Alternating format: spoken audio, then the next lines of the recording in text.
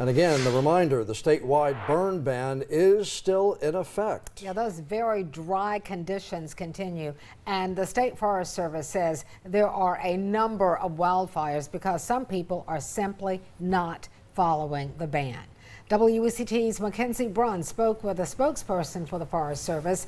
Mackenzie, you're learning hundreds of citations have been issued since the ban took effect at the end of March. That's right, Fran. The Forest Service says 233 citations have been handed out statewide since the burn ban took effect. Officials say some fires are still starting from illegal burns, but others are from things like discarded cigarettes, vehicles, and even lawnmowers.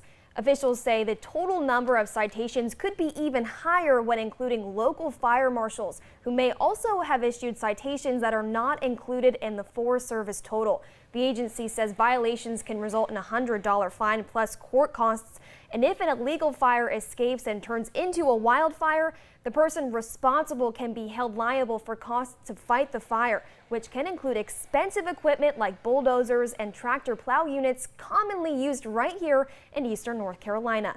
Officials say with the real threat of a fire starting, don't test it. The burn ban is in place for a reason. Burn bans are not ideal for us. They're not really ideal for anybody, but neither is extreme prolonged drought either. So unfortunately, this is one of those necessary evils where we've just reached a point where this had to happen. To check fire danger in your area, you can use the fire danger map and fire danger statements. We have both of those tools linked right now in this story on the WECT News app. Mackenzie Bruns, WECT News.